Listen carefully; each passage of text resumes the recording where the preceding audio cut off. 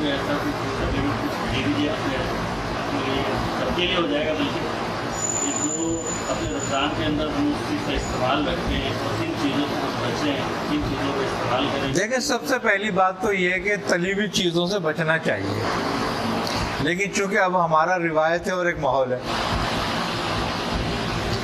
लेकिन आप उस रिवायत को बरकरार रखते हुए, उस माहौल को बरकरार रखते हुए कम से कम इस्तेमाल करो।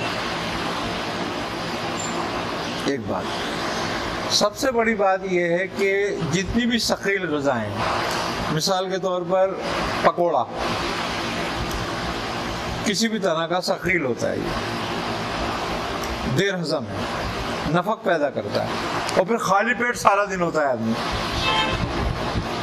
और फिर इसी तरह छोले मसाले वाले बने हुए।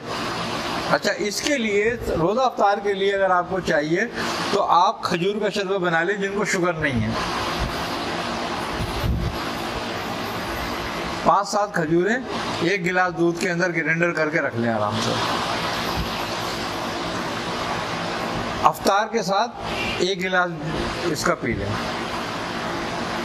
आई समझ बात। अच्छा, इसमें 1 चमचा अगर मीठा करने के बजाय, चीनी डालने के बजाय शहद डाल लिया जाए, या शरबत संदल या इलायची डाल लिया जाए, तो बड़ी तक़वियत हो जाती है। यानी कि सारे दिन के आपके कैलोरीज पूरे हो गए और मैदा भी भारी नहीं होगा, कैलोरीज भी पूरे हो जाएंगे।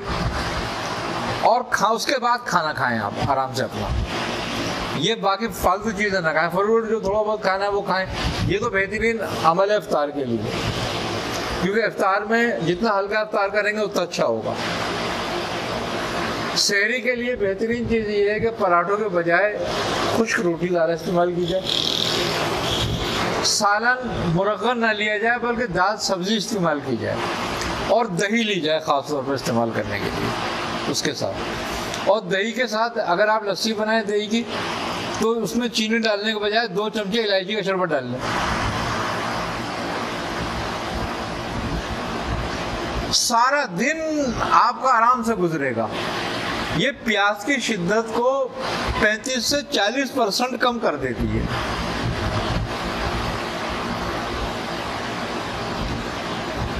दही का अगर इस्तेमाल करते हैं, लस्सी का नहीं करते आप, तो दही पे 2, 4, 5 छोटी इलायचियाँ पीस के मिला लें दही में,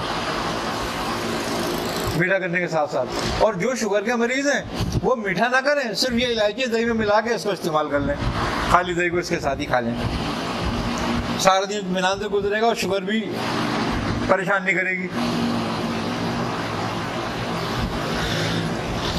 इलायची शुगर को बेहतरीन कंट्रोल रखती है, नीचे नहीं गिरने देती ज़रूरत से ज़्यादा, और आगे नहीं बढ़ने देती।